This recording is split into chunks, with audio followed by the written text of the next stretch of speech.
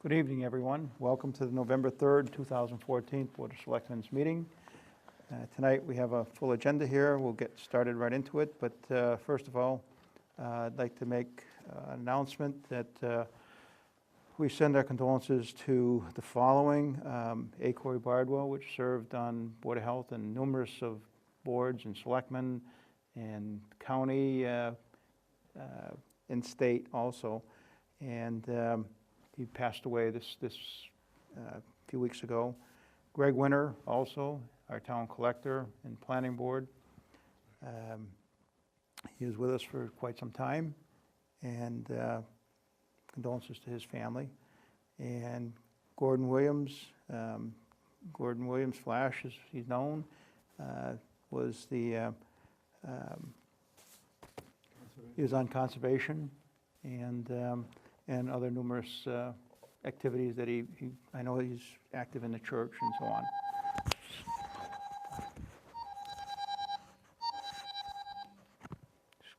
Sorry. Also, Jeff Ritter, who was our town administrator from 2010 to 2012. He had passed away last week, and our condolences to his family and so on. So with that, I'd like to take a moment of silence.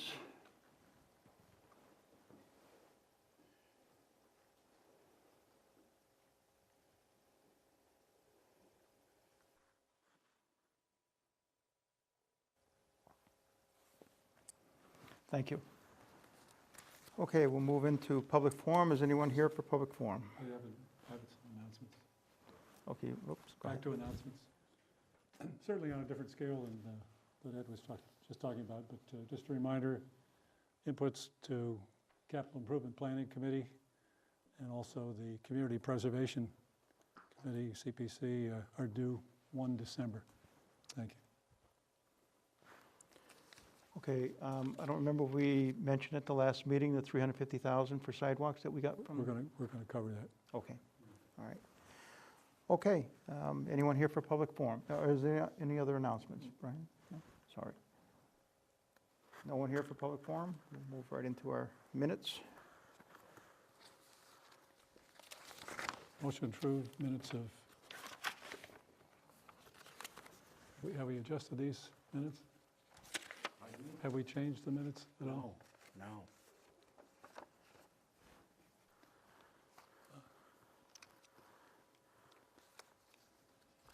That's a board action.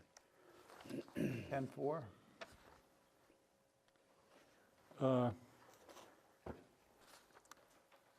I'd like to move to table minutes from 4 October Okay, for further discussion. I move to approve. motion, wait, on a motion to a table. Second. All in favor? Aye. Okay. Move to approve the Board of Selectmen minutes, joint meeting with the Finance Committee on 21 October. Second. Motion made and seconded. Any further discussion? If not, all in favor? Aye. Motion Aye. carried. Thank you. We'll bring those meetings up at another meeting. Okay, DPW, Bill? Appointments. Phil's out today, so he won't be here. Injury.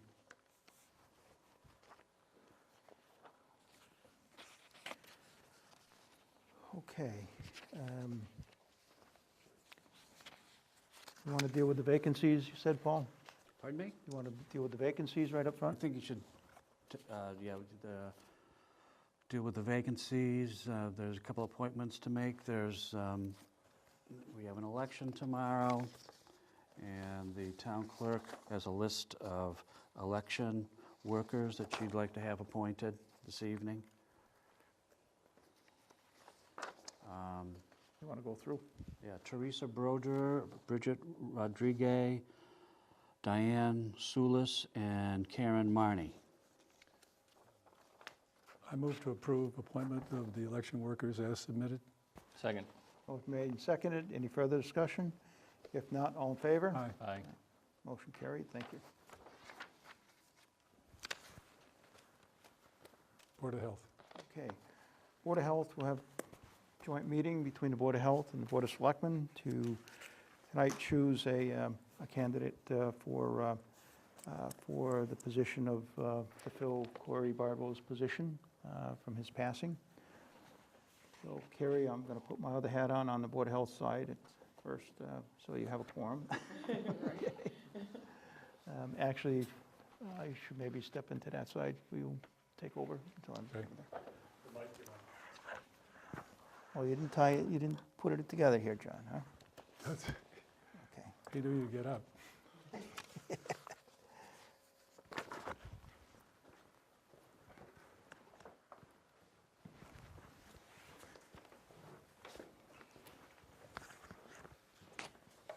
Carrie Flaherty's here, Chair of the Board of Health. Like to talk about the candidates, Yeah. the number of candidates, the board's recommendation. We received 4, I don't know if you want to say applications or resumes for candidates that were interested in filling our vacancy.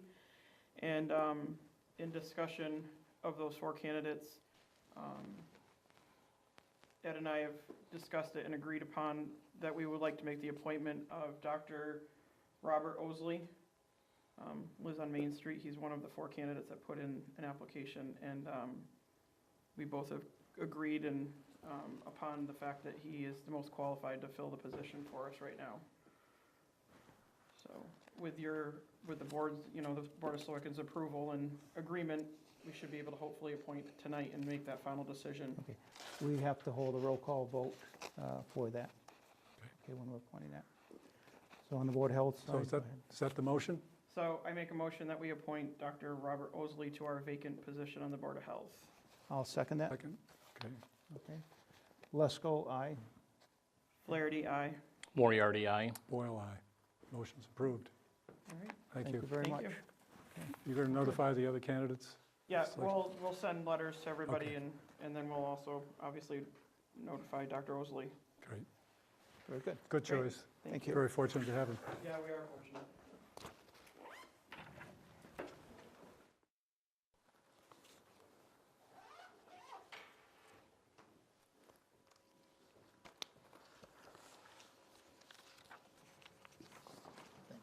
Sure. Okay, next on our agenda is the Mass Works grant. We have, Phil isn't here tonight, but I'll cover it. We submitted 2 applications this time under the MassWorks program, successful in one and not successful on the other. We again submitted a request for water and sewer improvements along Route 5 and 10. We were not successful. We did also, though, submit a traffic safety, which is applicable to small towns, and we received a $360,000 grant from MassWorks for a Main Street Transportation Safety Improvement Program, which will involve some striping, new sidewalks, pedestrian crossings, and things like that. So successful in one, and it's a good show. That was it on MassWorks. Okay, thank you. We'll cover transmission line later. Okay, Bob? Bob Wagner? Bob Wagner. Housing study? Yeah, Bob Wagner with Chair of the Community Preservation Committee. The board will remember that a couple months ago, the Community Preservation Committee came to the board with a proposal that through our administration account, we would fund a housing plan and housing production plan study to be conducted by the Pioneer Valley Planning Commission. And we entered into a contract, as you know, you approved it at that meeting, and we entered into a contract with the Pioneer Valley Planning Commission to actually conduct a housing plan. At that time, I mentioned that the committee was interested in proposing to the board that that study be administered by an advisory committee, a temporary ad hoc advisory committee. And Paul provided me with a standard document for a charter for such a committee. So I've prepared one for you for tonight to review and consider, taking all of the articles that seemed appropriate from that larger charter that you provided me, Paul. And so, after having discussed this at 2 of our meetings, the committee would like to recommend to the board that you create and appoint an advisory committee that would consist of 7 members, many of which who would be selected by their respective committees or boards. For example, of those 7 members, there'd be 1 from the Board of Selectmen, the Housing Authority, the Planning Board, the Community Preservation Committee, and the Council on Aging. And then we also are suggesting that there be 2 at-large citizen members, 1 appointed by the Board of Selectmen and 1 by the town moderator, which would bring the entire committee to 7. The Pioneer Valley Planning Commission, in their scope of work, has outlined a series of duties and activities which require, and they anticipate having 7 meetings with some kind of a steering group during the course of conducting the housing plan. So if you go to page 2, as part of the duties and expectations of this committee, we have suggested that the committee would meet at least 7 times, and those meetings would be scheduled in consultation with the representatives of the Pioneer Valley Planning Commission.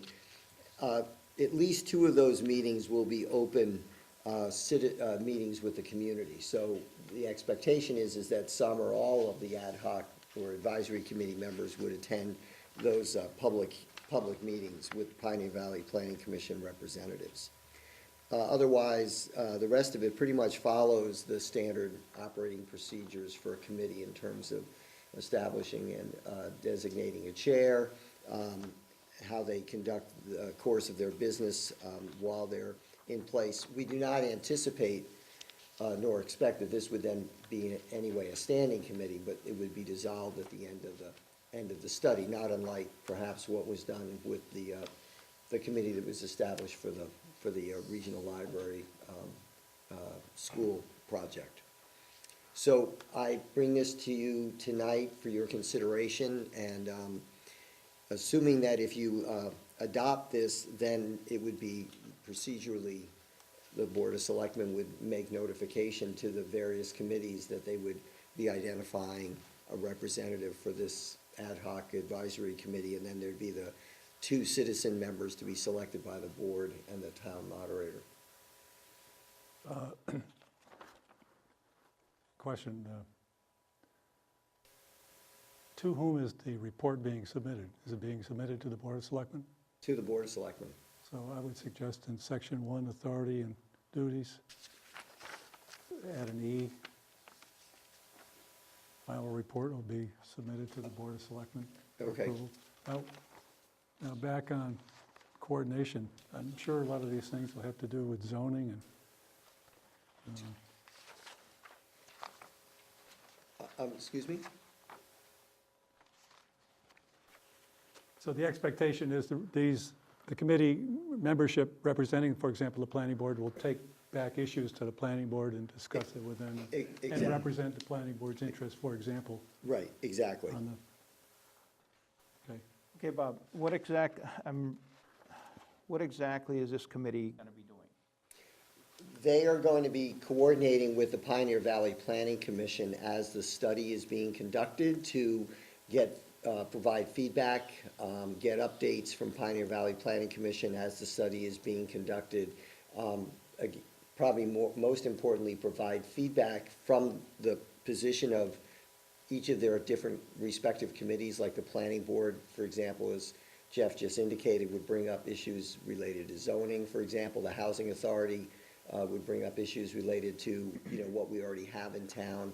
Council on Aging relative to the needs and expectations of seniors. So really they're there, much as I think other such advisory committees have been utilized in the past, is to help guide the study as it's being conducted, and then also be a representative of the community at these public meetings. So it's not just Pioneer Valley Planning Commission standing in front of what citizens may attend, but rather there's someone there from the committee introducing the project, perhaps acting as host, representing the community during those community meetings.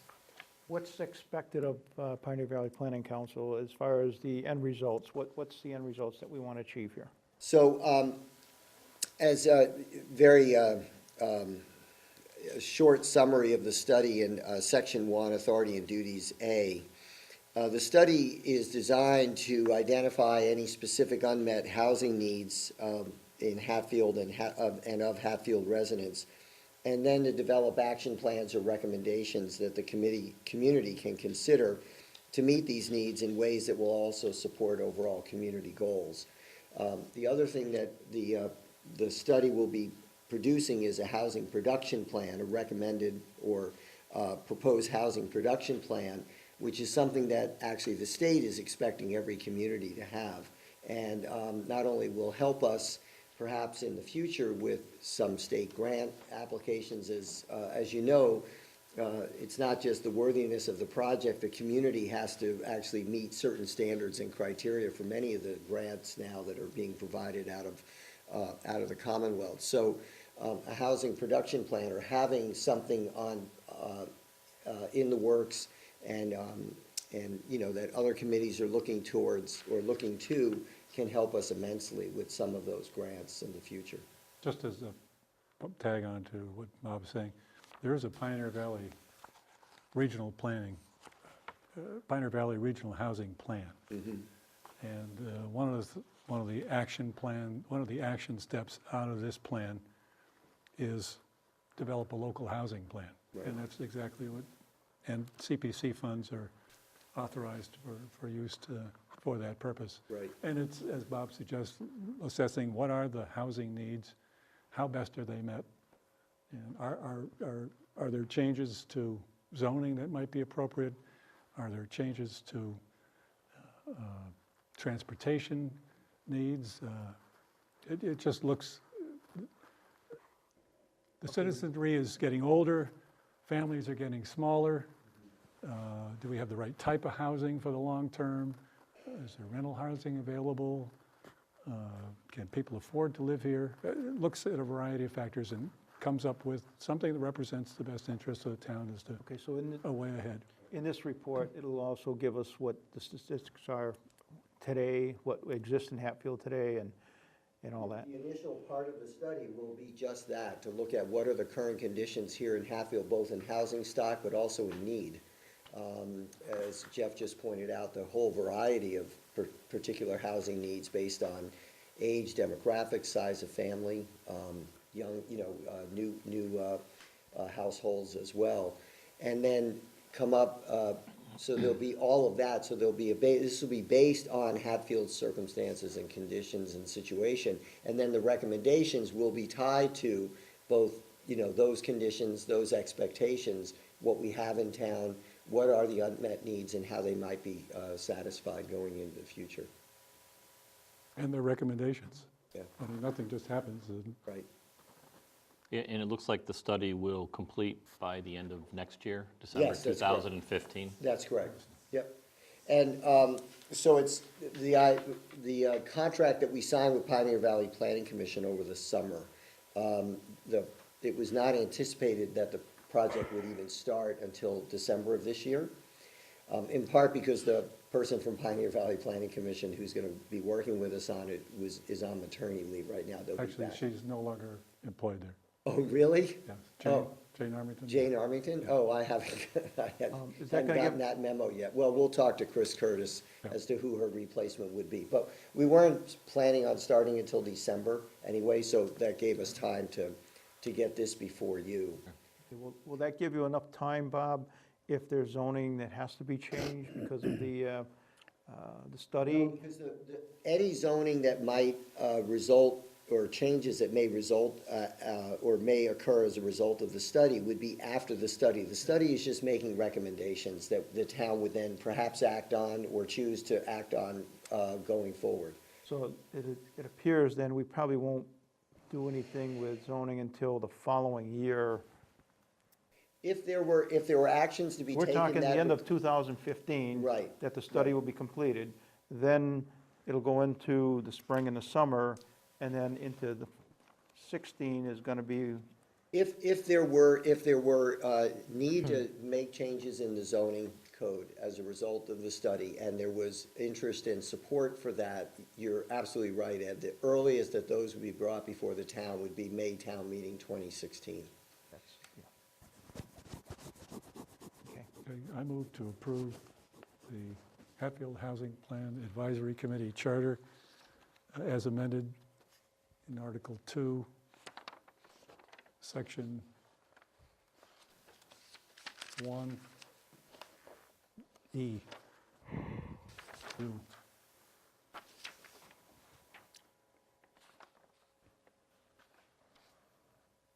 It's on Page Okay. 2. I don't have, Oh, excuse me, Article 3, as amended in Article 3, with the new section To bring the 1, report to the, 1E. to bring the report to the Board of Right. Selectmen. Second. motion been made and seconded. Any further discussion? If not, all in favor? Aye. Any opposed? Motion carries. Thanks, Thank you. Bob. Okay, you very thank much, you. Bob. So I'll amend this as requested, and I'll get the final back to you, Paul? Sounds good. Okay, great, And all right. Thank you. Right, Thank thanks, you. Bob. Okay, we can announce these vacancies on this committee, or is Bob, who's running with contacting the various boards? Well, my assumption would be that a memo would come from the Board of Selectmen to each of the respective committees and boards, and then the two, and we've actually had some conversations with citizens that are interested in this, so we're happy to make those names available to you and the town moderator for the two at-large Great. members. Thank Okay, you. thanks. Okay, Ron? Okay, Ronald Sassi, Chairman of the Hatfield Conservation Commission. And I'm here tonight to petition or inquire about reducing our commission to 5 members to somewhat memorialize both Gordon Flash Williams and A. Corey Bardwell, both members of the commission who have just recently passed away. That's the question. Is there a charter? I could not find a charter. I'm fairly and it's- new as chairman. And it's and- not in the bylaws. Yeah, I wouldn't even know where to look, Jeff. I don't even know where that would be. Well, acceptance of Mass General Law, Chapter 40, Section 8C is what the town had to have done some years ago in order to even create the commission. It provides for a membership numbers between 3 and 7. So the requested reduction from 7 to 5 is in line with the Massachusetts General Law. Certainly be But easy. it would be better if we had a document somewhere. I can't believe we don't. Beats me. I took over for Paul Davis when he resigned, and much like tonight, I was a couple minutes late. I sat down. Corey said to me, "We just made you chairman." I was at that mo, Yeah. I was at that meeting. So Well, that's, I move to approve reduction in the Conservation Committee membership from 7 to 5. Second. Motion been made and seconded. Any further discussion? No. It'll certainly be easier to get a quorum, Right. it will. okay, and that's important. Thank you. Sure. All in favor? Aye. Aye. Favor? Any opposed? Motion carried. Thank you. Ron, you're all set. But there Okay, should my- be at some point a documentation of the charter if one does not exist. Could you maybe have Secretary pull up a charter from various towns, and maybe we can adopt it or Okay. to fit, to modify it to fit our our situation in Hatfield? Sure.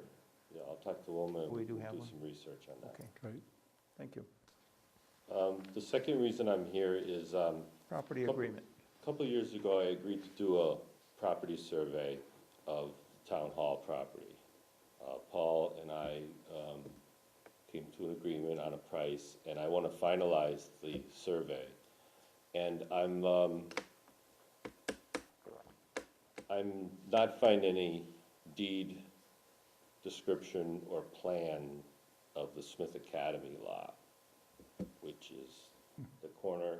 Yeah. And So I'm suggesting that we come up with a property line agreement, maybe based on the landscape design for the park. Something quick and easy, rather than, sweating, how much do they own? It's certainly an easy solution. No, don't misread the question, but I'm assuming you checked with the Registry of Deeds, Yes, and it's just, there's it's- no, from the will of the Smith, there was nothing, I haven't found Specified or- anything. and the trustees have nothing that defines, I was hoping that we could get together with them somehow, and maybe they could shed some light on it for me.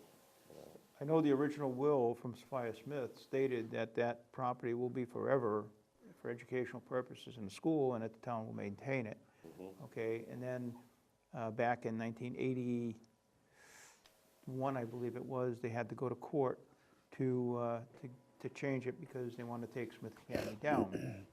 And the court gave them specific guidelines as to what they could do with that property and what they had to do if they did tear it down.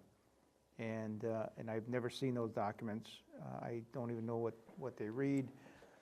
So they exist because it's a court document, but nobody's submitted anything to the board here. Okay. So I don't know if your board needs to meet with the trustees, or, We had a I meeting should- with the trustees last week, I believe it was, 2 weeks ago. can I make a suggestion? sure, Check with Lydia, okay, who I think is she currently the chair of the trustees? Chief Belden Chief Belden? Okay, is the chair. okay, Bill Belden. okay, Maybe they have something in their See archives. if they have something in their files regarding all right, the will, which would define what conveyed to the town originally. okay. And if that, I'm sure there's no problem, I don't think the board will have any problem at all with coming to some agreement.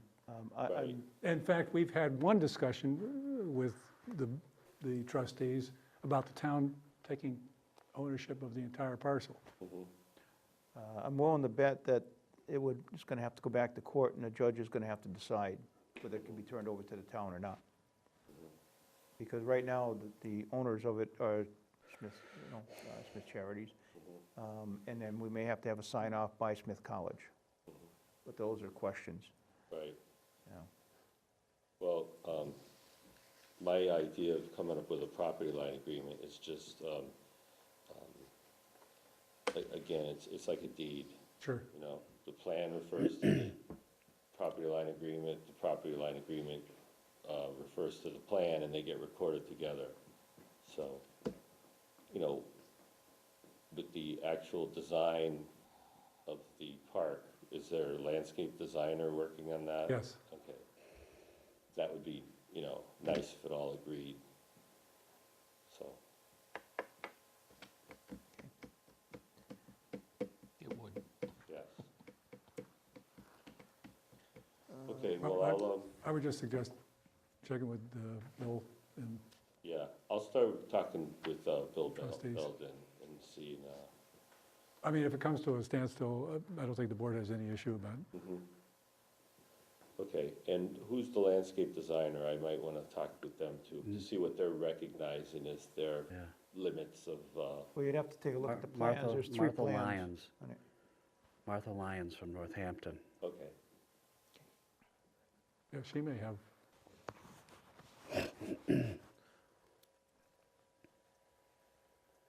Yes, May I sir. make a comment on not on the boundary agreement, but you brought it up that there has been talk about perhaps the trustees transferring the property to the town. Now, that may or may not happen, but we have found out through the work of the Open Space Committee that one potential funding source for the park and the renovated park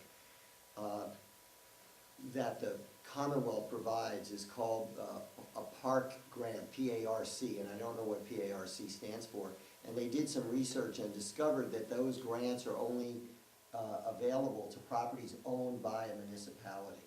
So, you know, while this project will be eligible for potentially a CPA grant, to find other matching funds will be a bit of a challenge if it's not, if indeed it's owned by the trustees and not owned by the town. If it's owned by the town, then other opportunities become available, in particular this grant. In fact, there was an article in the paper just the other day that the work being done around the pond in East Hampton, some of that money is coming from this grant, source of grant funds from Boston. I mean, we're willing to move forward with it, but we gotta make sure that the legal aspect of it is. Yeah, no, I completely understand. I mean, and you're right, Ed, it may require a court action if indeed the trustees are willing to consider that. It may very well require a court action because it's based on a will. Ron, you have anything else on that? Nope. Well, you're here, I'd like to bring up Rocks Road. Okay. I don't know if you've been on top of it, on what's happening up there, but the construction is pretty much done up there. But there's a lot of work that needs to be done additionally to, I know when the contract was up there, there was a lot of silt that went into the brooks up there, and that filled the brooks, so I'm not sure what needs to happen up there. I think you need to get conservation and take a look at what's going on up there and talk with Tony and the engineers and figure out what's going to happen on the conservation side. Okay. Okay? Yep. All right. Little problem with beaver dams and silt building up in the beaver dam. We didn't permit any, you know, conservation related work. I don't know if it would fall under, you know, town maintenance, or was it new construction? Was it maintenance of the old line or new construction? New This is all brand new. transmission line. New transition line coming down off the mountain. And they had the berms, they had the barriers and all kinds of stuff, but the barriers failed in some places. And silt would go into the stream, fill up the streams. And now towards the end of the project, needs to be addressed. Something needs to be addressed. What used to be you needed hip boots to get across the stream is now less than knee deep in some places. So. Okay, just for your information, and bring back to your committee and Sure, yeah. address it. Probably good to do a field visit as well. Okay, that's all I have. Thank you, Ron. Thanks, Ron. Well, Yep, thanks, Ron. Okay. Special town meeting recap.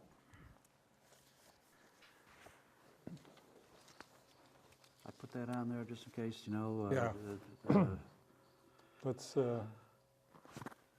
center school. Okay, we've got award the remediation contract, Mhm.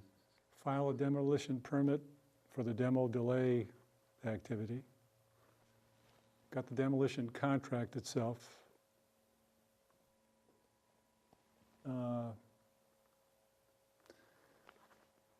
A proposal that I have is we do something next time around.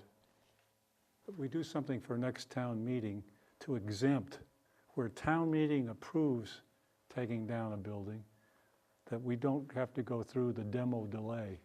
Yeah, because We that's, I think, a spent- 3-month delay, right? No, it's a year. Yeah, it's a year. It's a year, Is it 1 year? yeah. Mm. So, But,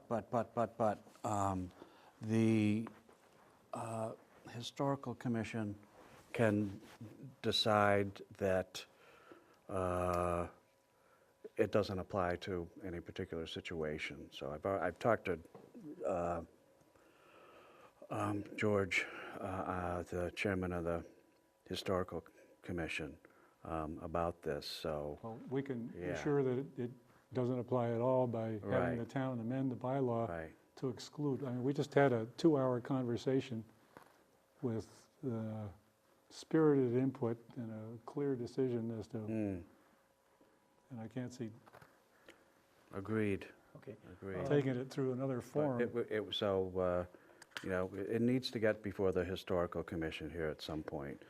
Yeah, this time around it does. Yeah, this time Absolutely, around it yeah. does. One Yeah. thing is to get the demolition going, agreement going, or the RFP out, but we also probably should talk again about the steel that's up in the attic and the roof shingles, the roof slate. To me, that has a lot of value, because the slate is in real nice condition.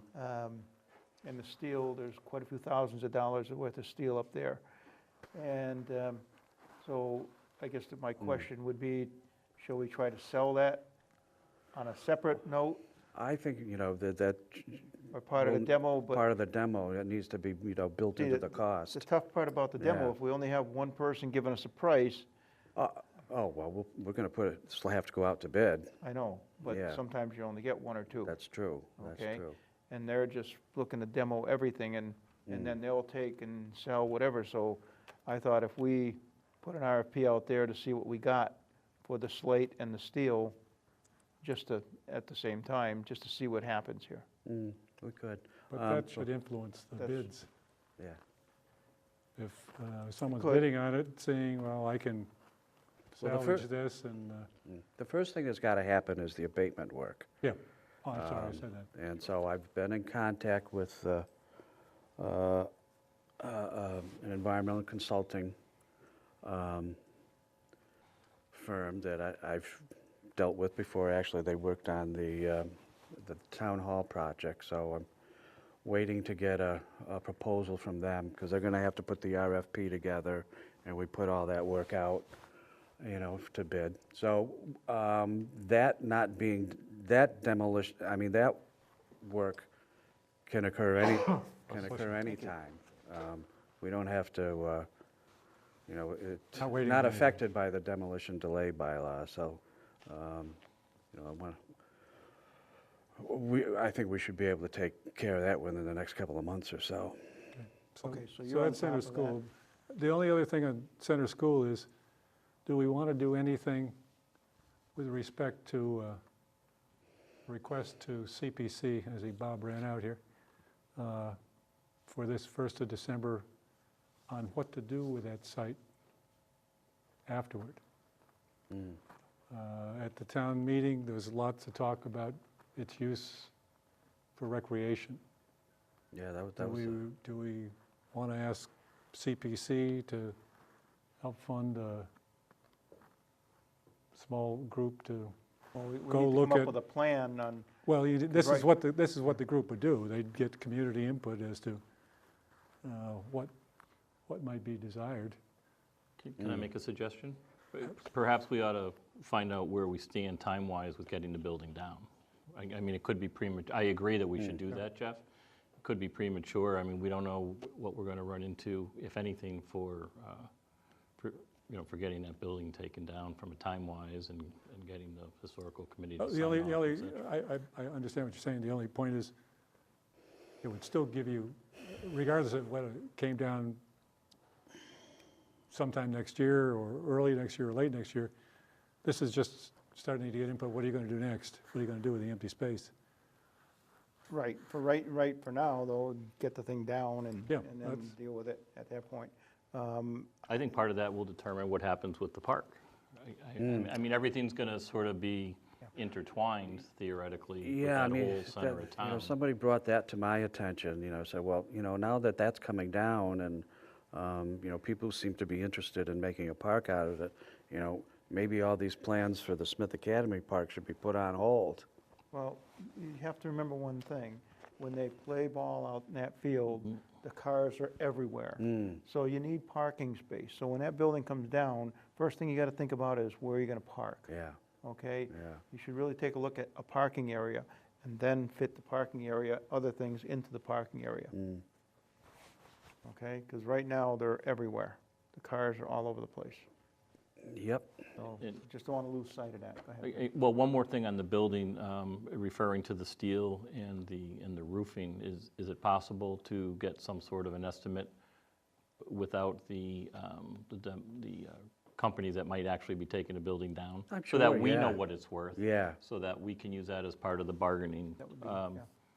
Ahead of chip with, time, with yeah, whatever the estimates that come in and say, Yeah. well, we know this is worth whatever, so. yeah. Because the reason we put the steel up there was the load from snow load and the slate, Mm, okay? Because the older the lumber got, it was sagging, so that's why we put the steel up there. Okay. But once you take the slate off, then the steel can come off, because then the weight is gone. okay. So, if we Well, can- what's the sense on, do we want to ask CPC with regard to the site, to take a look at? we should get what's some next? recommendations on the way forward, absolutely. And we could address parking. No, there's not going to be any, the fields will be available for school use. That's, Right, that's That's not an exactly issue. right. But you need some kind of parking. Whether, if the building goes down, you got the hole in the ground, you put parking so you don't even see the cars, you look right over the top of them from here. It looked like they didn't even exist. Yeah, you could keep pretty much the existing parking Yeah. area as it is.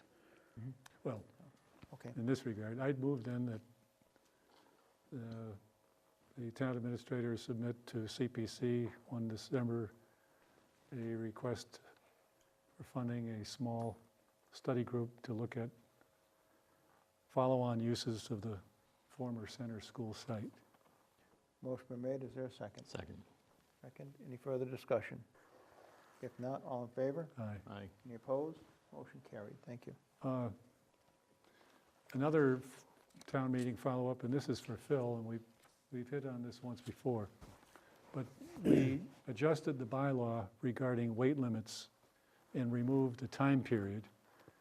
But we had in there, as before, the option to come to the Board of Selectmen to request a waiver.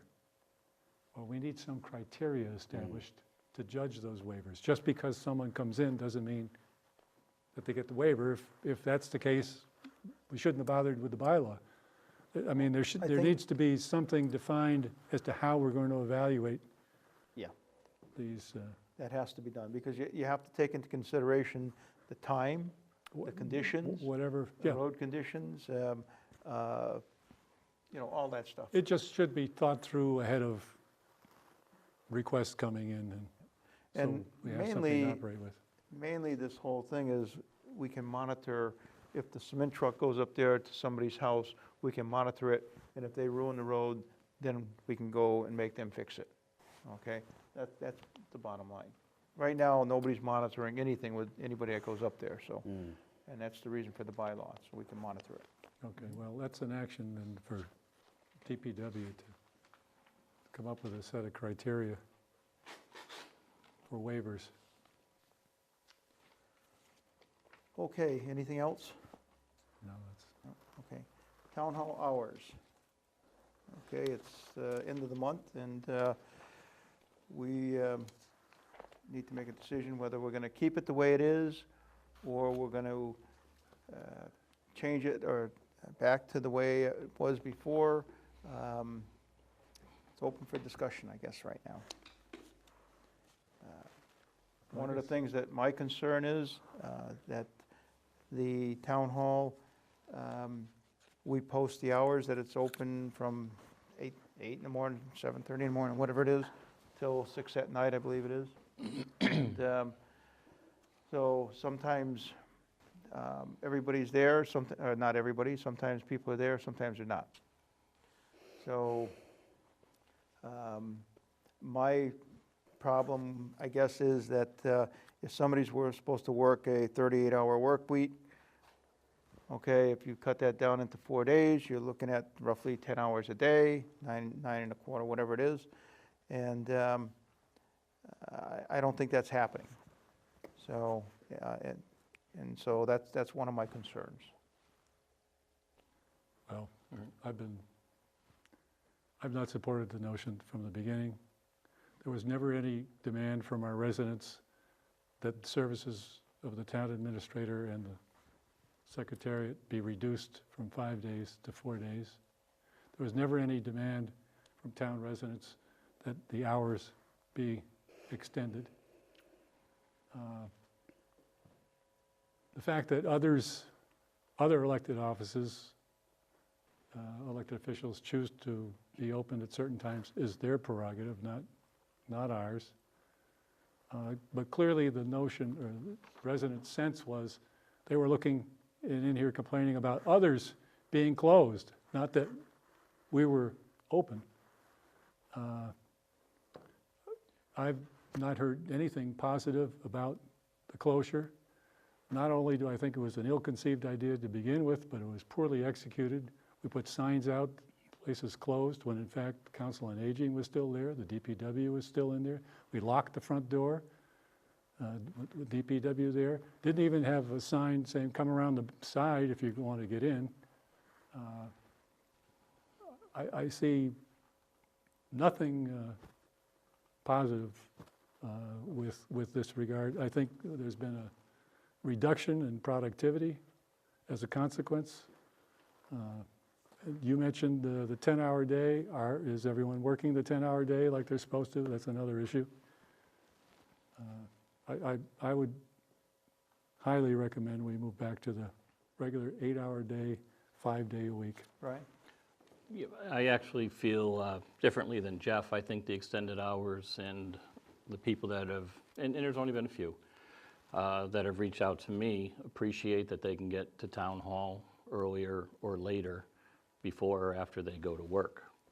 I think one of the misconceptions with townspeople is that when town hall was closed on Fridays, that we actually have cut the hours of the town employees, and that's not true.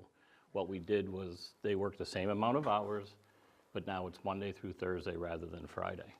Another benefit was when townspeople did go on a Friday, and it was to see one of the other elected official offices, whether it be the collector, the assessor.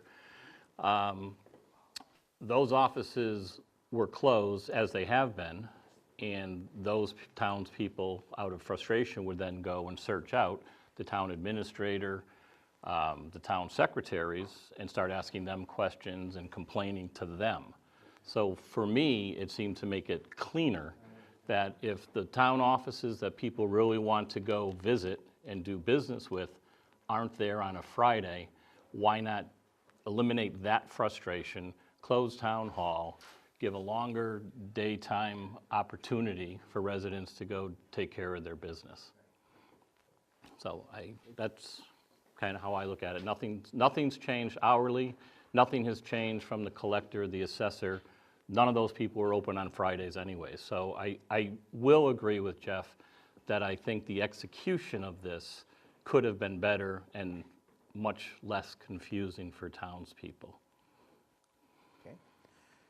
And how are we going to address the issue of, I know if the secretary is out sick, the town hall closed up at 5 o'clock. I've been here a number of times and the doors were closed at 4:45, 5 o'clock, and that's not okay.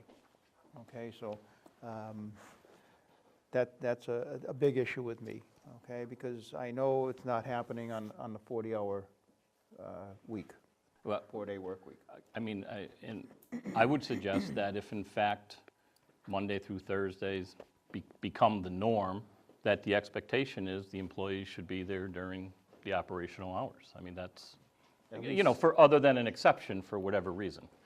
Well, So, right, if, let's say if the secretary is out sick, okay, somebody has to fill in that position until 6:30, simple as that. Okay, because we're advertising the town hall to be open. I don't know how that would be handled, Ed. I mean, I think if somebody's ill, they're ill. I mean, that happens whether it's a Monday, Tuesday, Wednesday, Thursday, or Friday. Right. That part doesn't matter. If you're ill, you're not at work, then I guess the office is closed. But I don't think that should be, personally, I don't think that should be the determining factor, what if, as far as making a determination as to whether we do it or not. I've got it both ways. Yeah. Okay, so I get it the way Jeff is saying, people were, you know, and not many people complained that the town hall was not open on Friday, but when it was open on Friday, or when it's not open on Friday, they complain to the other, they go down and complain to Phil, they complain to the Council on Aging, and they constantly take over, take away from the production of these departments also. So, I honestly only had a couple people even ask me, I had a few people say they appreciated the extended hours, and I had a couple people that didn't understand it, which goes back to Jeff's point about execution. They said, oh, you're closing, why did you close on Fridays? Now we don't have as much access. And I just explained like I just did now. you have more You have more access during the hours, weeks. and you'll have less frustration when you go into town hall to see one of those other offices who aren't there on Fridays anyways. I think that's the point people need to make if we decide to continue with that. Okay. That's all I have to say, so. Paul, do you have any comments? I mean, personally, it makes no difference to me. Does it make sense to me? Yes, it makes sense to me. I mean, because as far as, from my perspective, the town hall is already virtually closed on Fridays. Most of the offices that people come to do business with are already closed. They don't come, people don't come in off the street to see me, rarely. They don't come in off the street to see Phil, only rarely. So they come in, they're expecting the town hall's open. Okay, they come in, they find out that the office that they need to do business with is actually not open that day. And there's, you know, I've seen a lot of frustration in my brief time here, you know, with that experience. And Key can vouch for that as well, because she's probably dealt with it a lot more than I have. So, from my perspective, the town hall is already virtually closed on Fridays. Just because people are in there doing work doesn't mean that the place is open. Now, my former place of work, town of Lanesboro, it was, you know, and that's one of the issues here that I've always had with these crazy hours. Town hall was open 8 to 1, Monday through Thursday. Now, some of us worked much longer hours, so that door was locked at 1 o'clock. I was still there, the accountant was still there, the treasurer was still there, we were still working, but town hall was closed to public access. Somebody needed to meet with us, we made arrangements to meet with them. That's the environment I came from. Well, and I think the reality, I think that's the reality of the situation. Until, and I don't know that this will ever happen, but until every office in town is open the same days of week for the exact same hours, whether we're open Monday through Friday or Monday through Thursday, or 8 days a week, there's going to be frustration on somebody's level because it's just not cut and dry. Right. And if that ever happens, that's great, but if it doesn't, people just need to make sure they check the postings and what the different departments' office hours are. That's the key to making it simple, but it's not up to us. We've got elected positions, we've got different office hours, we've got different folks involved. So. Yeah, but you know, in my town, you know, everybody was there. Everybody was there, 8 to 1, Monday through Thursday. So there was, you know, there was so-and-so in today or not in today, you know, that sort of thing.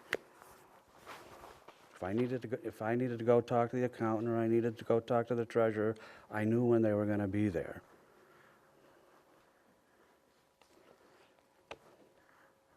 So I suggested this is perhaps you know, kind of consolidating the mishmash of hours that we currently have, but I don't know if there's any kind of easy solution to it.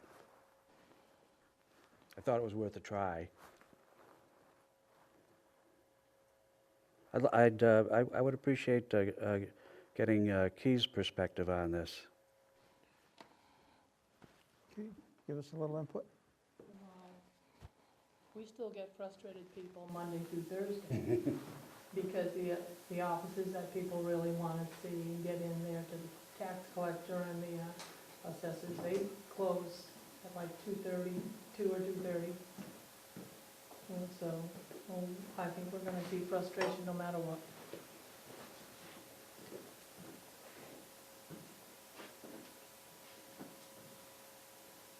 But to Paul's point, Friday is practically deserted in the town hall, especially in the afternoon. Yeah, typically in the afternoon, Key and I are the only ones there. The And part that I- that makes absolutely no sense to me. Okay, the part that I don't like is that when we're open 4 days and we're only open 3.5 days, and people can't. Where's the 3.5 days coming from? Well, what I'm saying is, when people come at 4:30 or 5 o'clock and the town hall's closed, Hmm. there's been a number of times that I went 4:45 and the town hall was closed. A number of times? What's a number? A number of times? I know 3, I can name you the 3 that I have right off the top of my head, okay? That happened. So, other than that, that was a big concern, I complained about that. And I know, you know, Hmm. so I want to make sure that that doesn't happen, because that's not serving the public. Yeah. That's I not mean- serving the public at all. If we're there for a true 40 hours work week and a 4-day I mean, that process, just may I don't not, have a problem keeping it that at 4 just may days. not be possible, 100% of the time. Well, then we need to figure out why isn't it, What, okay? Yeah. If If it people are out means- sick and somebody has, other, I could be in a meeting somewhere else, or Phil could be at a meeting somewhere else. Then we have Um, somebody come in to cover it. Wilma can come in to cover it, or secretary come in to cover it. Okay, if we have to. Yeah. We're advertising it, we need to be accessible to the public. Okay? It just cuts down, a full day, and then it gets whatever it is in between.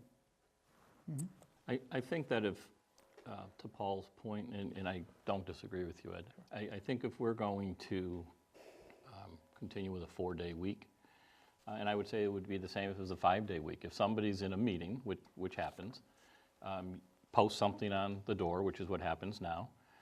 But I would think that somebody would be there somebody would be in town hall, even if Paul were at a meeting. Let's say I would think Key's there. If Key's ill, I would think Paul's there. I mean, I would think somebody's there, the lights are on, and so people know that they can go to town hall and try to, depending on why they're The going. bottom line is, they may not want to see the tax collector, but they might want to drop their taxes in the box, Right. okay, because they need to get into town Right. hall. So, If we're open, we're open. I mean, I'm with you on that. yeah, yeah. You have to be accessible to the townspeople, okay, on that matter. So that's, I mean, I'm willing to extend it to April 1st to see how it goes. That's my little note here that I just made. After April 1st, if we're not serving the public on a 4-day work week, then I would certainly go back to the 5 days. But I'd like to at least extend it and try it till April 1st. That's my recommendation, or that's my I think that's fair. comment. Is that your motion? I'll make that as a motion, sure. Second. For discussion, it's open for discussion. I've made my position very clear. Okay. I don't think the public is well-served by closing a day, period. Well, bringing out the issues right here, and everybody heard what's going on and what the issues are, and what's happening in the offices that are closed, the offices that are open. We need to do a better job to make sure that we're educating the public by putting the signboards out there, what's open, what's closed, that kind of stuff, and directions. If they got to go to the Council on Aging on Fridays, it's through the side door downstairs. No offices will be open upstairs. And if Phil's See, office, DPW is Phil's open. office, DPW is open, it's by appointment only, something like that. Okay, on Friday. Other than that, people need to, if they do come in, they need to get their work done. And this gives them a little free time. They don't have the public in Yeah, to I mean, bother them to get the work I done. mean, Phil is working on Friday. Is he necessarily in the town hall? He's in and out all the time. He's in and out all the time. And we were having issues where, you know, Phil thought the place was locked up. He comes back and the doors are wide open. And there's nobody there. The place is wide open and there's nobody there. It needs to be locked up on Fridays, Except for access to the except Council for on access Aging. for down below. I agree. Except for access to the Council on Aging. Yeah. And there. Required doors need to be open for public safety purposes on the main floor. As long as they have crash Chief bars, Belden will they're open. inform you which on ones. the way. That's, the biggest thing is to get access out. And as long as they have crash bars on them, that, it's no different than the school being locked down. Correct. Okay, a motion been made and seconded. All those in favor? Aye. Aye. Any opposed? Opposed. Okay, motion carried. We'll go into April 1st and see how this It's an goes. appropriate day for it. And go from there. Okay, emergency service building. Paul, what's going on? Very little to report. There has been some communication between the contractor and the architect in the past couple of weeks. But I have heard, you know, it sounded like we're moving towards closeout, but, you know, no earth-shaking news as of yet, kind of the status quo. Okay. All right, budget request. Yeah, I just put on there just to let you know that I have sent out all the budget requests for all the departments, so it's now officially budget season. Okay. Along that line, we need to set up a proposed hearing schedule.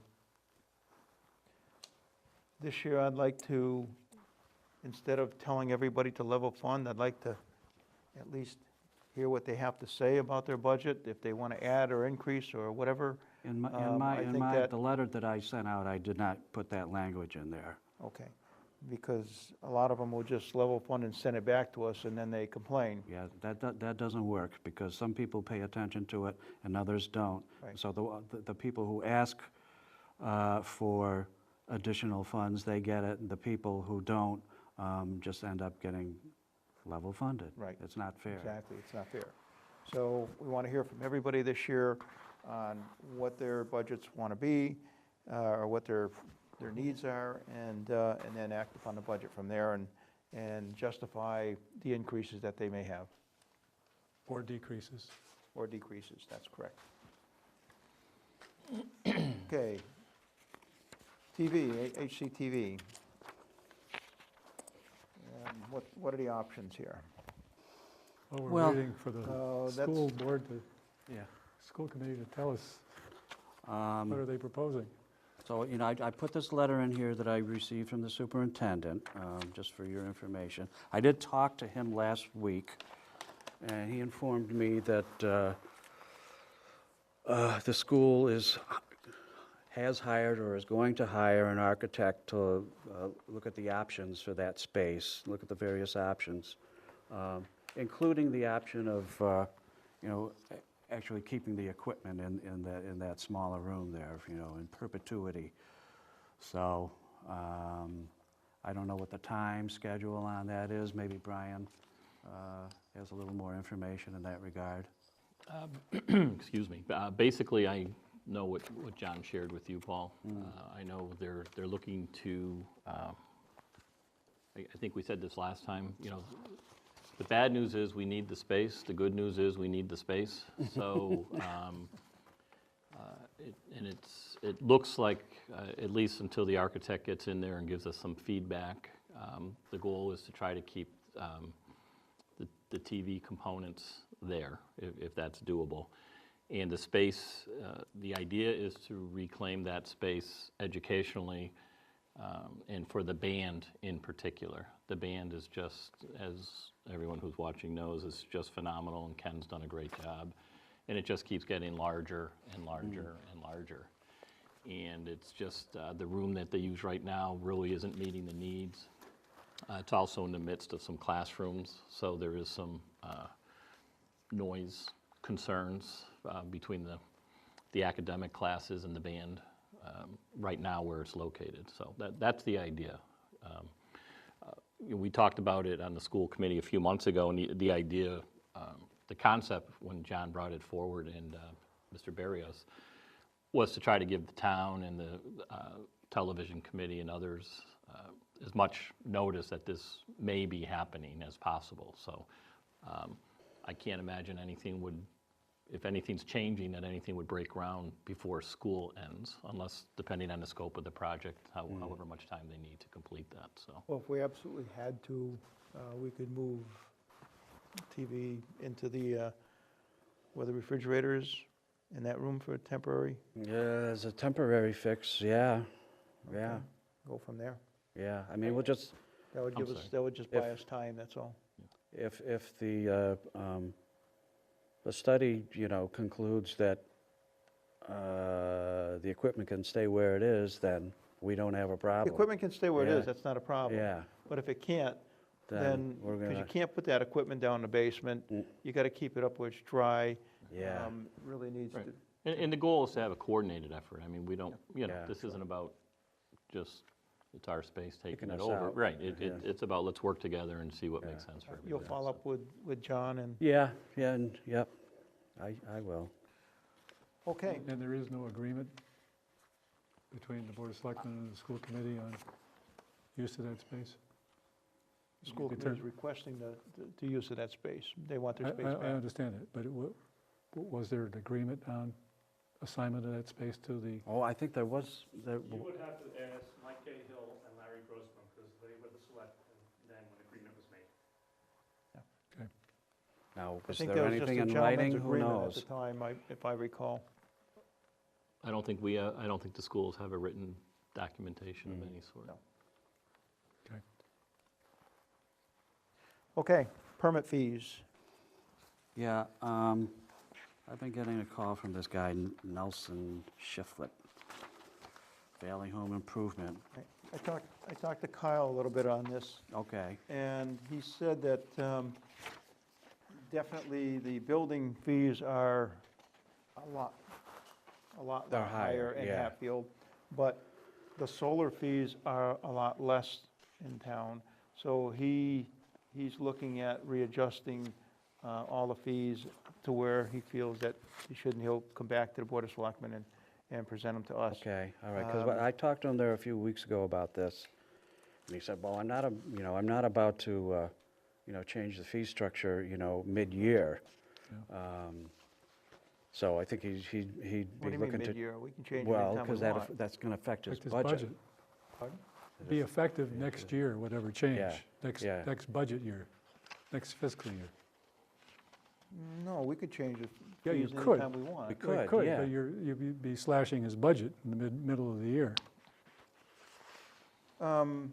No, he didn't think there would be a problem with that, Jeff. Even if we slash the building part of it, the solar end, because there's not much building happening right now, but there's a lot of solar happening. Oh, okay, So one is going to offset the other. That's why he felt he was comfortable with doing that at any okay. time. All right, did he give you any kind of a time He frame? was going to work on that Yeah, and get okay. back to you with it, Okay, okay? So we're Okay. tabling this for now. yeah. We'll table it for now, but at least we know it's on the horizon. Well, Kyle or someone, or Paul, should at least answer the mail. This is going to take Did he get a an copy of this? extended period of time. Mm. Just say, got it, thanks, and we Yeah, are taking a look okay. at it, and we'll get Yeah. back with you with any Yeah, changes, something Yeah, like that. I'll let him know. Just send a letter to him and come back with his recommendations on any changes that he's had, and the board will act upon it, Yeah, okay. okay? Because that was one of his concerns, Jeff, Yeah. about his budget, you know. Okay, expediting permit. PVPC had said that they're interested in it. We got the notion, the letter from, it's supposed to have been in your package. Yep, right here. We talked earlier, 23rd of the September meeting, that we'd go ahead and request DLTA grant you look on page, attachment A, planning for growth, second bullet, these are types of projects to be eligible for DLTA support. Supporting prompt and predictable permitting through the Commonwealth Chapters 43D expedited permitting program for economic development and residential projects. So I would recommend. I mean, we've been that, talking about this a lot. Yes, And we the have. reason why I brought this back up again, because of the email that I got from Larry Smith at PVPC. Number 4, we believe that the work required would exceed the amount of the DLTA grants. Grants are in the $8,000 range. So it would likely require matching town funds. So I think that's a new issue. Yeah, well, we can exhaust the DLTA fund, which only requires the 5% in-kind match, by submitting the request for this. Okay, what's the cost, what are you gonna charge us to do this, and what's the 5%? The 5% is any time that Paul might spend on this, or any time a planning board member might spend on it. It counts towards the 5%. No, I know that, I know that part, yeah, I got that part. So there's no really, But what I'm saying this is is, just like any other DLTA, we never put Well, any it's- real money out. No, yeah, but it's- what It's your time. what I'm saying So- is, yeah. if Pioneer Valley Planning is gonna charge us $100,000 for No, this. no, nothing. Okay, so it doesn't cost us anything. Putting this No, in, no, that's not what this says. putting this in, this request in, for a DLTA, costs nothing. There's no direct out, it's in kind. Yeah, no, I see, I'm interpreting, no, that's not how I'm interpreting this. What's it say? In-kind match Yeah, by I community know, I know that. applied to the Yeah. specific Delta project budget. Right. Okay, I want to make sure that Pioneer Valley Planning is not charging us over that 5% in kind that we, Yeah, see, that I'm our I'm matches. interpreting this as that's the case. Because, Well, can we because find I out says, for it's the- sure? you know, he said, as Chris noted earlier, this project could take about a year. So it would not be ready for next year's annual town meeting. because a year's worth of time, he could Yeah, charge us $20,000. You could soak up a lot of time. I will get, that's my interpretation of this, but I will get, Well, I'd like to get the yeah. interpretation I from them. I will get a positive read out of that from Get it- Chris Curtis. Simply get it scoped to this. Have them do certain pieces of it. And so then what if it's not done? You can go back in again. Well, the email we got from Larry Smith, or that you got dated early October, makes it sound like the town's gonna have to have matching funds, and that with the time and effort included, I mean, I'm just reading the email, grants from the 8,000 range, so it would likely require matching town funds. So Yeah, do above we or it- do we not have yeah. to expend money, right? Yeah. Would be one I question. guess And then this project could take about a year or so, would not be ready for next year's annual town meeting, but should be ready in 2016. So. And I think the comment was, Brian, that if we had to expend town funds, I'm not in favor of expending But town that's what, funds on that. you and I both said that about Yeah. 10 meetings ago. Right, Yeah, and on the 23rd of September, we said, this is the approach we take. We solicit DLTA funding. right. And if it was going to cost the town anything other than the 5% here, then we would move forward with it. If it was going to cost us more, then we weren't going to move forward with it. So we need that. I will get clarification. That's my interpretation of this. That's yours, but I Yeah, want their yeah, interpretation of yeah. it. I don't want to have a $10,000 bill come next spring, and Doesn't that work would like that. be, Doesn't work that like wouldn't be that. good. No. So can you clarify that with Yeah, I Pioneer most Valley certainly Planning? will. Okay, thank you. Bring us back the information for Yeah. next meeting. Meanwhile, the submission's due on the 1st of December. That doesn't change.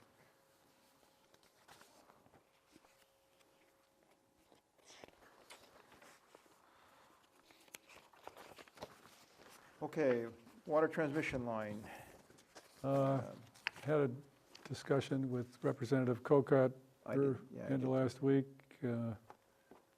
Sent me a little email also, but a couple of things.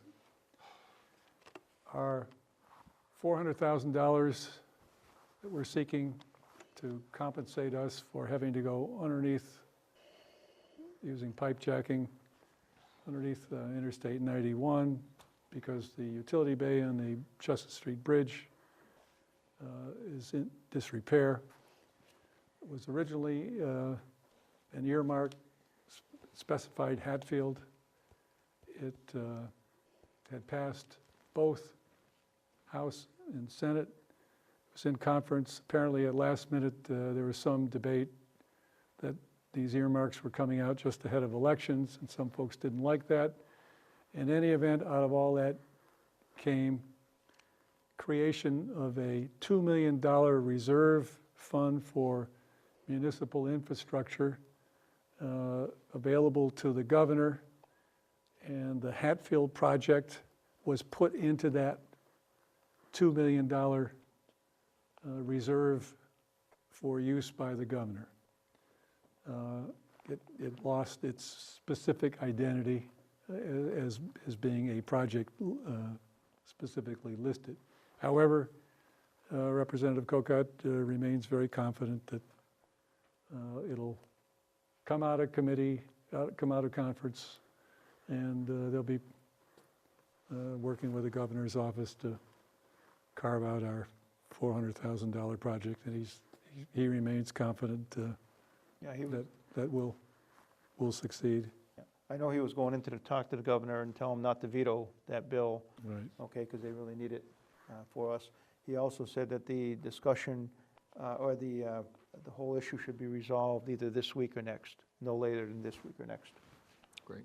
So we should know one way or another, either this week or beginning of next. Now, the other things, and Phil's not here, and I know he's been talking to Mike Ohl of CEI, but we've got to get that right away from Brockway Smith nailed down, and so we can let the contracts, start letting contracts here. Phil was supposed to work on that 3 weeks ago. Yeah, I know he has been, actually. Okay. And Mike Ohl has been meeting with All right. representatives of You want to get some information Brockway from Phil? Smith. Yeah. Paul? Yeah. Okay, curb cut permit, that's Phil's. We never had a curb cut permit. Yeah, We've always went to the DPW director, he went and took a look at it and approved it or didn't approve it. so it's always been a, That's been that way for years and years and years. so he's got no guidelines. Then why doesn't he make some guidelines and bring them to us and we'll adopt them? Yeah. Who raised, was this Kyle that raised? Kyle, yeah, It's our building inspector that raised the issue that yeah, might be helpful that we had yeah. I think Just to most formalize it. communities these days have got some kind of a bylaw that sets out some So- criteria. Why don't we make So note to have Phil come up with some, Phil and I Kyle actually work together. contacted PVPC. I talked to Larry and said, could you send me a few examples? I mean, it's just something simple. right, because, I mean, you want to keep it so it's safe, you don't want Yeah, a curb cut right next to an intersection, Right, stuff like that that, sort of thing, okay? yeah. These are common sense things, but yeah, they are if they're in common sense writing, things. then it'd be simple as that. Yeah, yeah. So let him come in, let him get some other I'll guidelines help from Phil another out with community. that. Okay, American Legion liquor license fee. Okay, they're asking for a reduction in their fees. And they're a nonprofit organization. So basically, what they're asking is us to lower their fee for a liquor license, but on the same token, we have other nonprofit organizations in town. If we do it for one, we may end up having to do it for everybody, okay? So, I'd move to approve reduction of the annual Legion liquor license fee to $500 as an exception to policy. And they outlined some of the rationale here. They're only open for private functions and events, serves as a community resource, unlike the only other activity in this category, license category, which is open every day. That's a $300 reduction. I guess I have a question. Sure. What is the- $800. What is the fee right now? $800, 800? yes. And that's what it is for all nonprofit organizations? No, that's what it is for the two folks that are in this particular category. To lower them both.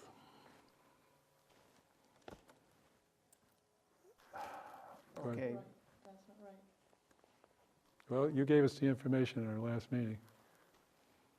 $800, For the American Legion. Yes, Right. sir. There's no other It's the Polish club. nonprofit. Polish that- club. They're a veterans club, is what they are. So they have a special rate. okay, so what's the other clubs have to pay? Or what do the other ones have to pay? There's an only other one in that category, and that would be the St. St. Casimir's, St. Cas. What do they pay? 800. 1,200. Okay, they pay 1,200, so we're giving them a 400 discount already. No, are we? Yeah. That's, Well, they're a veterans club. No, That's a separate. that's why we're No. giving them that. They're getting, but that is the rate for the Veterans Club, right? 800. 800 The going rate for the Veterans Club, is 800, 800, right. and the same nonprofit organization, only because they're veterans, but the nonprofit organization would be St. Cash Club, is paying 1,200. Because they're not a Veterans Club. They're not a veteran, so we're already, if the Legion wasn't a veteran, they'd be paying $1,200. So the way I look at it, we're already discounting them by $400.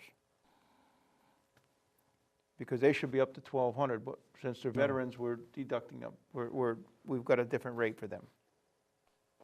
And now that you're asking to basically cut it down to 500. These are rates we've And- set. Pardon? These are rates we've set. I know that, Okay. I know that. And, you know, they rent out the club to different parties, and they charge for alcohol, they charge for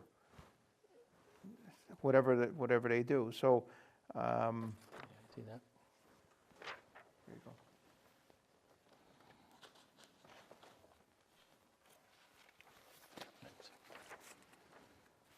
Okay, so a motion is on the floor to reduce it down from 8 to 5. Okay, with a little bit of background. Is there a second to that motion? There's a second. Second. It's open for discussion. Okay. Any further discussion? Yeah, I think I would just say that while there's two private clubs, one is the veteran, one is the Legion, the Veterans Club, and the other is the Polish Club. Is the intent of Jeff's motion for this year, or on a go-forward basis, we are changing the rate of the Veterans Club from 800 to 500? Okay. Or is it a one-year request? The intent was, until we further reviewed the fee structure. And so I'm not sure, are the fees now coming up for renewal? Is that why this came up now? Yeah. Is that the deal? Yeah. That this is the Usually time of first year? of the year is when we I got you. January. change the fees, right? Okay. Okay, so a motion been made and seconded. Any further discussion? If not, all those in favor? Aye. Aye. Any opposed? Motion carried.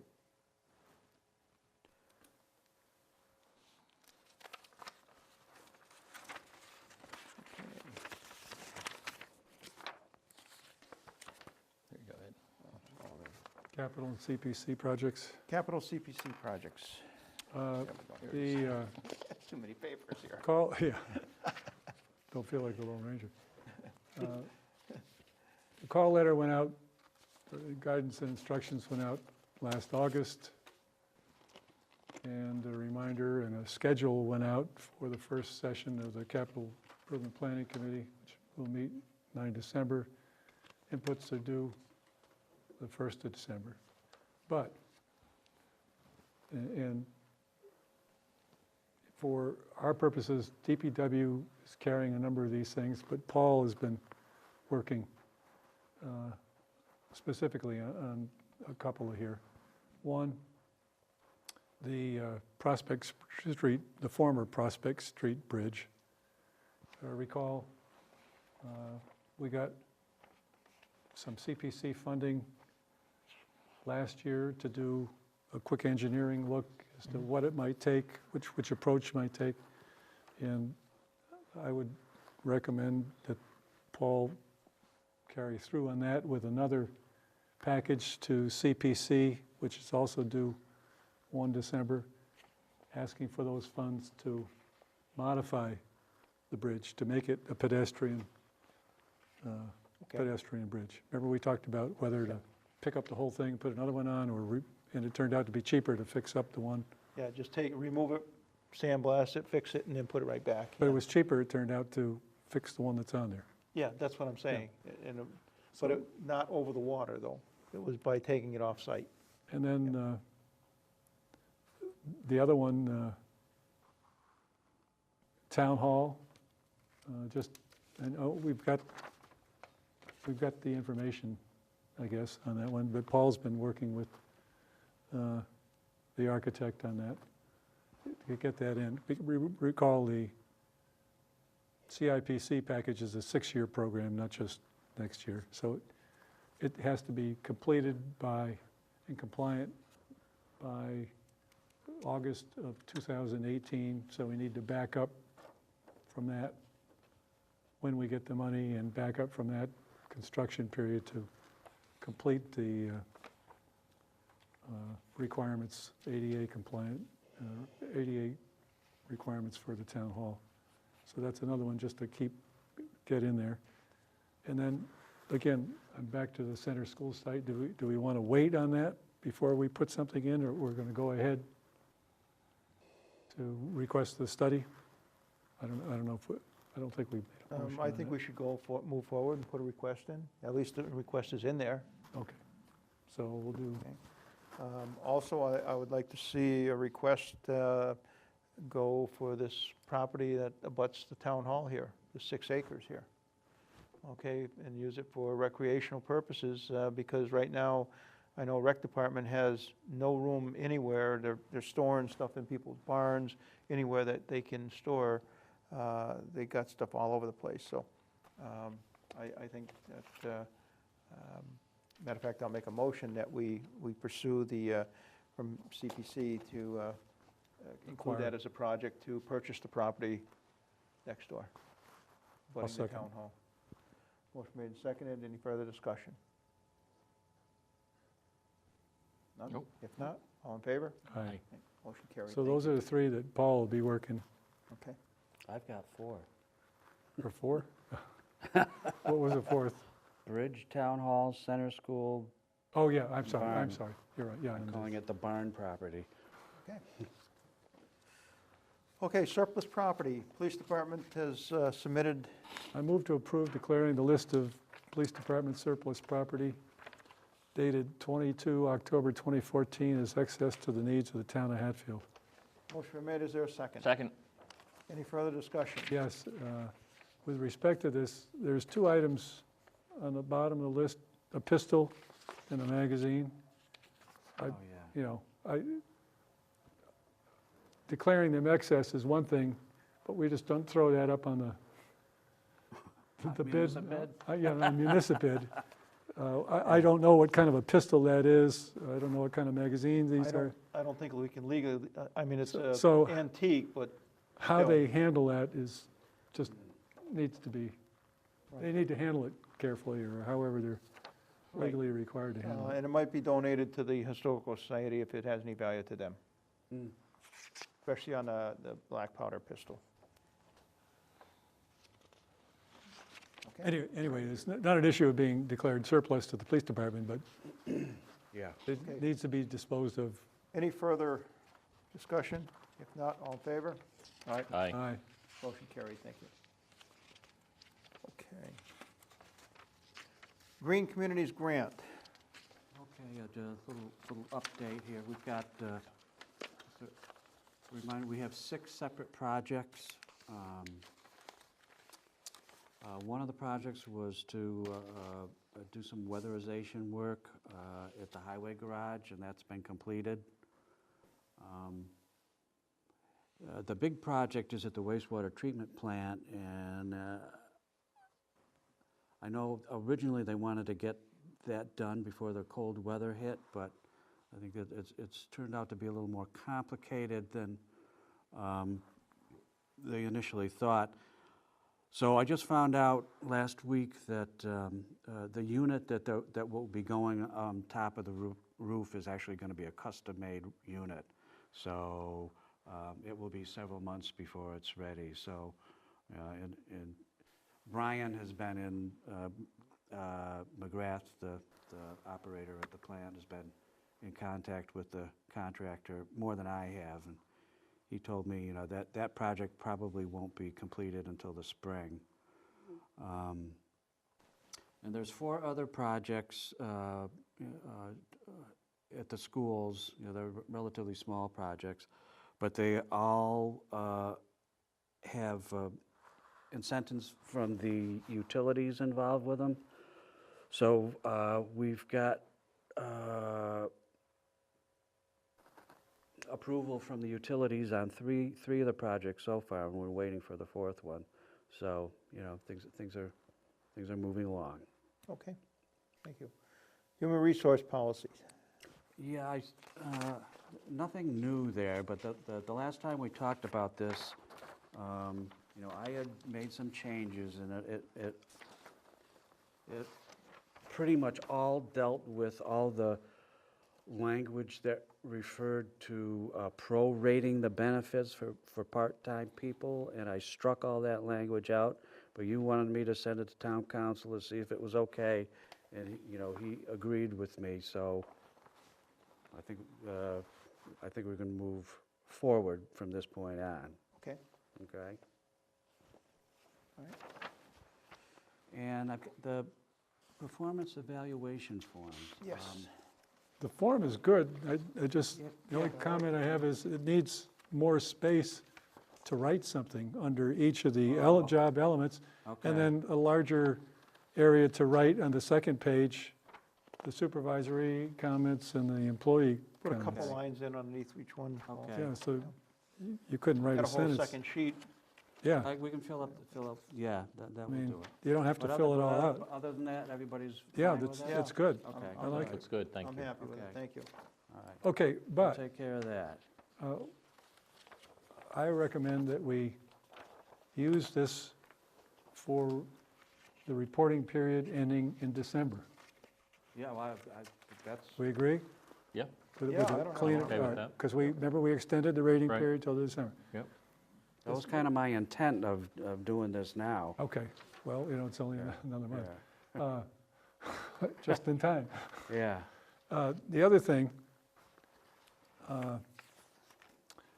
I would also, as part of our process, let's make it a motion. I move to require that employees subject to reporting provide an input to their supervisor. And just, is there a second for discussion? And we'll, Yeah, I'll here- second it for discussion. okay, here's what I'm talking about. I just want to know what's going on. What do you mean by that? Well,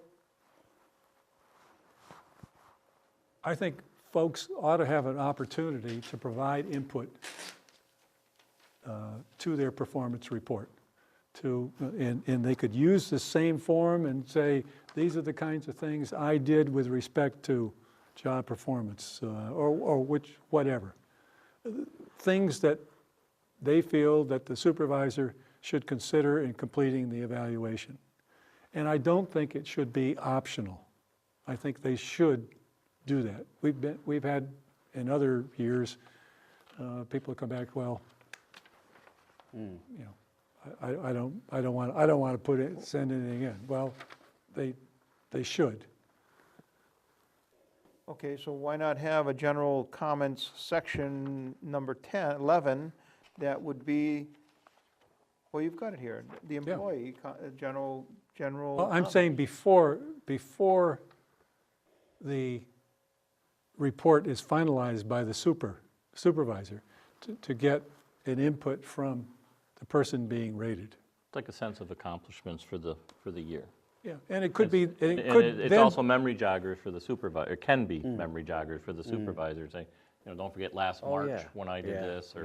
yeah. So I know what you're saying, but it comes before the supervisor would actually do the appraisal. And it could be the basis for a discussion.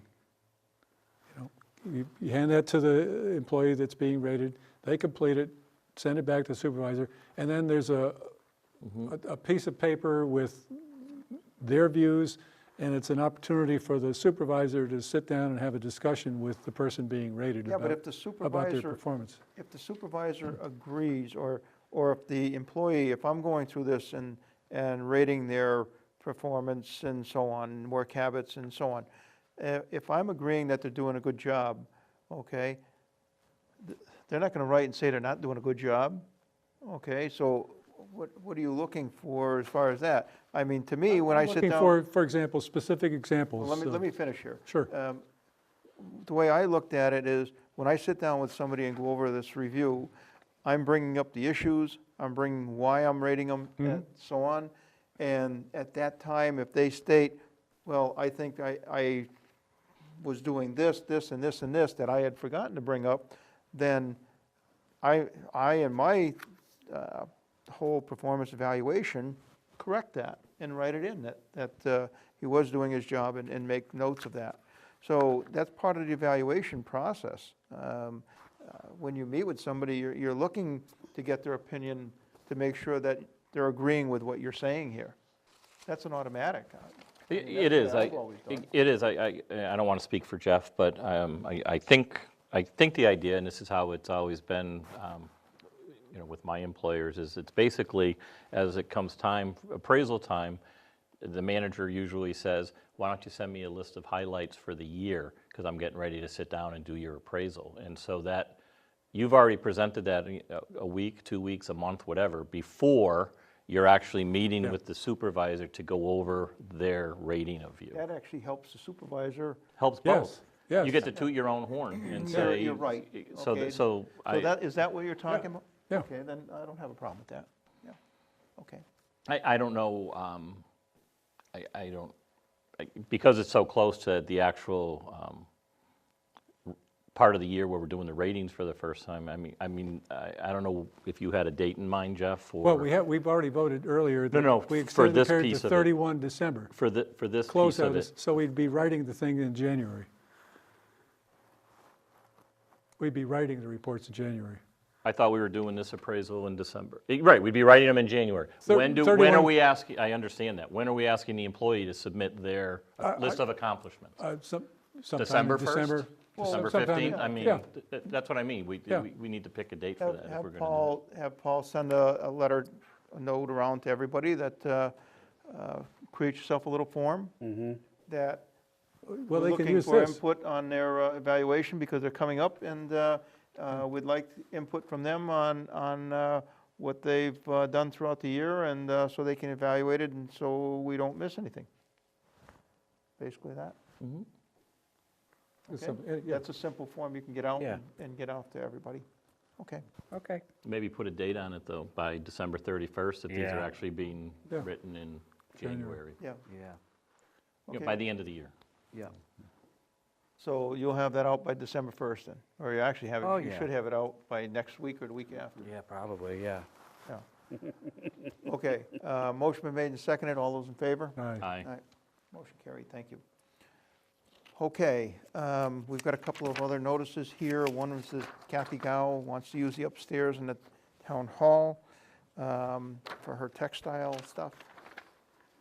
Is there a problem? Does anybody see a problem with that? I guess she needs the community room to spread things out when they're doing their museum collections and preservation stuff. Have we found the necessary keys, or?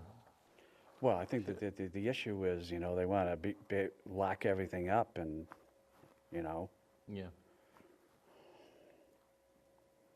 So nobody has to go up there because we've got enough meeting spaces. yeah, but can you lock it up now? I don't think you can. I don't know. I mean, it's going to require, Why don't you give the building Yeah. maintenance director the job to figure it out, Yeah. not us?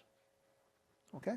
Oh, they're talking about the main floor, are they not? Or is No. it They're talking upstairs, the about second floor? upstairs, Okay, second way, floor. Yeah. way up. Yeah, way okay. up top, All right. They just need to lock up their stuff. Yeah. yeah. Understand, this is going to take several months, their project here. That's why, Okay. you know, I just, through the winter time, Yeah. I mean, we've got the meeting rooms, we got council on aging room, we got this room. we got this room here, if it comes down to that, yeah. So we should have plenty of places for people to Yeah, go. I mean, there's, yeah, we really have no use for that room upstairs at this stage I of move the to game. approve the request. Motion made, is for- there a second? to Second. Approve the request? All in favor? Aye. Motion carried, thank you. Move to approve Real Folk Society bake sale, An 4th. election? I already told them to go ahead, but it needs Second, to be official. make it formal. Motion been made and seconded, Official. all in favor? Aye. Motion carried. I think that's about it. I've got, Well, we've got a couple of things from Mr. Moran that need to be answered, but Phil needs to take a look at them. yeah, I was hoping Phil would be here so he could address these here. It's 2 different letters. And that's why I wanted to bring it up to Ron, Mhm. okay, about what was going on here, so I'd give him a heads up, because I don't know if he was told yet or not. Okay, and then request for documents, Laura Lee. Yeah, I took care of that. Good. I don't know what that's all about, but whatever. Whatever. The other thing that happened today, But just to be clear, I mean, there are public documents and there's and they're no open basis, public record. That's- no basis to fine. withhold, Yeah. so. Yeah, that's- that's it. How about the bus service? How's Well, we had, working with FRTA? yeah, we had a meeting several weeks ago with the medical building owner, Tom Bogaz, and Bob Raymond, the owner of the Danko building, a guy, and we met at CNS. So that's, it's all in the works. They're looking at, a location for a bus shelter, near the medical buildings. And I got an email from the Council on Aging Director stating that there might be need for an additional stop up in the northern part of town where we have a lot of apartment buildings. So I forwarded that email to the FRTA, so they're going to look into that as well. Any estimated start time for, Not yet, not yet. now who's paying for construction of the stops? Oh, that would be FRTA, Okay. yeah. So Okay, it's- I got one other thing here, what happened today. I was told that the town credit card, because Greg Winter had passed, was canceled today, but it should have been placed in Edwina's name, okay? That it wasn't. Yeah. So that was a sudden shock to me because we need that to operate. But then I was told also that the town has been getting assessed $25 a month for late getting the bills out, getting the payment out. I was told that the departments are not filling out the forms properly. I asked Key to get us information. I wanted to see the forms that were being filled out. I wanted to see the approval, and I wanted to see if the departments were filling the forms out, whether, I was told that it's been a problem from day one. From day one. And I It's been a said, why problem weren't we told about It's it? been a problem since day one. Why weren't we told about it? We're the ones that are in charge. Well, actually, The Board of Selectmen signs the name along with you, all right? We are in charge, even though Greg's got it's in Greg's name, the Board of Selectmen, that's our baby that we have to monitor, and I Yeah. told you that from the very There beginning. there were bugs in it from the beginning, but I thought they had all been worked out. And that was all news to me today as well, that these problems were the occurring. lack of communication on all departments, and I did know about the consistent late payment fees, however. Okay. I was not aware that it was costing us $25 a month, okay, for a late payment fee. All right. That needs to be brought to our attention, especially when we're involved in it, okay? That's very important. The other thing is that, I don't know if you had heard, Brian, I talked to Paul, we're having some problems with the billing, double billings, double payments. So I asked Paul to get all department heads together and have a meeting Right. to discuss this and figure out where the deficiencies are and to correct them. Yep, I had heard that. Okay. Thank you. So I just wanted to bring that So, forward here. yes, and we discussed a possible date for this of December 12th. December 12th, right. So are we comfortable with that? And basically, at the same meeting, I want, Not December 12th, communication November is a 12th, big excuse key me. in this whole operation here, because it seems like there's no communication. Only certain people get communicated to, and then other ones are left by the wayside. So, When are we meeting on December 12th, November 12th? or November? Oh, November, all right. Yeah, I've been, I'd like to do it in the morning, it's like 10 o'clock, like at something 9 like or 10 that. o'clock, if that, or Sure. earlier the better for you. No, no, Charlie? no, 10's fine. Okay, all right. Or do you want to do it in conjunction, because you're working, you want to do it in conjunction with your lunch hour or something, or? No, that's okay. I can make an I'm exception. trying to get So it's- everybody, yeah, yeah. So it's next week? Next Is that- Wednesday? Yeah, next Is Wednesday. it next week? Yeah, it is. You need to get that out. So Yeah. is Get that, it posted and Yeah. out, okay, so we can Yeah. get that taken care of, okay? Get a notice to all department heads. Yeah, but we're only talking Or about anybody- a few people. Anybody Yeah. that deals with expenses, because it Mm. necessarily may not be the department head, Right, okay? It might be the director, it might be whoever, okay? Make sure they're well aware of what's going on and that it's mandatory to come to the meeting. And in the meantime, we need to get information on what's available for them to help. I know there's a program or a spreadsheet that I have that was used with the Board of Assessors back a number of years ago that works out in departments. It lets them fill out what their budget is and then deduct, and they know exactly what's in their budget, what's left. So we might want to offer that okay. for those that want it. Let's be clear, who's going to come? Department heads and Anybody that deals, Town accountant, town treasurer? accountant, yeah, and, you know, and basically the, you know, Jenny's going to be there, even though Yeah. because she does the Okay. the billings. people who deal with the, Everybody bills, that yeah. has their hands in the Okay, till So have town yeah, accountant, have town to come. treasurer, yeah, Edwina, Jenny, okay? well, Wayne, that's yeah. treasurer. accountant, Just about everybody, yeah, all departments. yeah.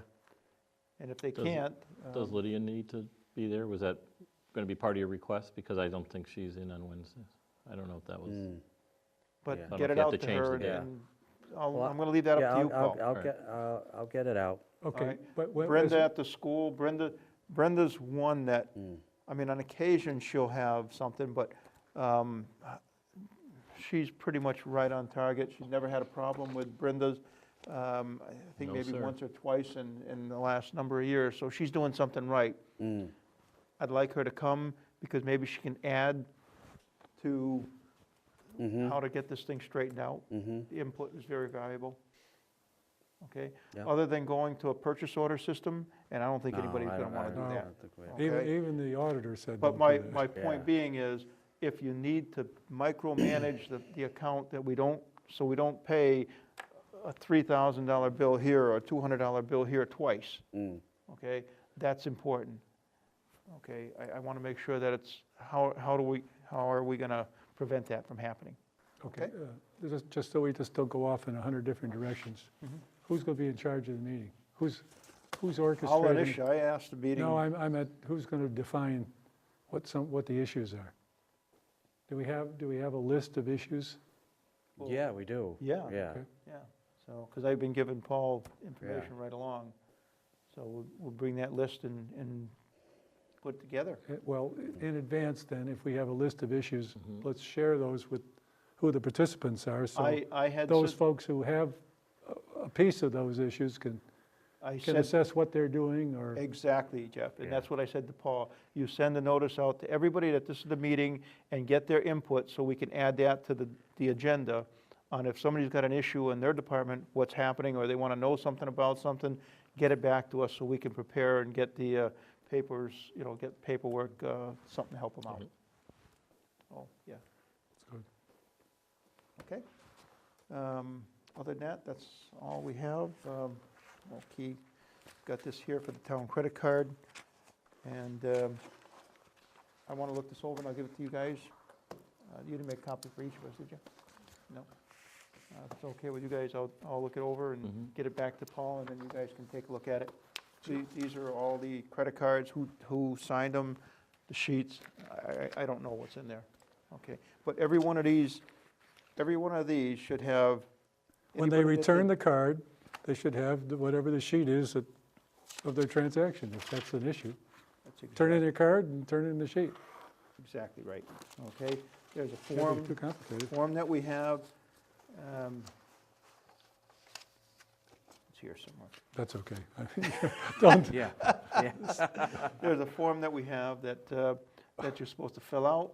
When you get the card, you're signing that you understand the procedures, and that you'll bring the receipts right back in as soon as you're done with the card, so we can monitor it and keep a handle on it, and that's supposedly not being done. So this will tell me what's happening here, okay? Yeah, I noticed in our packet, are we taking any action on the library trustee replacement? There was a resignation. And then there was also, somebody had submitted an interest. I didn't know if we were doing that tonight or not. we were holding up on, which, is that the individual who requested appointment to two positions? It is, one of which was the library, where there is an opening. You want to get some clarification I'd like to take- from the From person the that's... library. Okay, yeah, that's fine. Because From I the have library another chair. meeting at 7 o'clock. I'd Okay. like to take that under advisement and go from. Okay, Bring it just up. didn't want We something to asked slip through. both on that one. Yep. There was one other one, that we were going to get some feedback from the current chair of the, No problems. Any other business? If not, adjournment. Motion to adjourn? Motion made, is there a second? second. All in favor? Aye. Aye.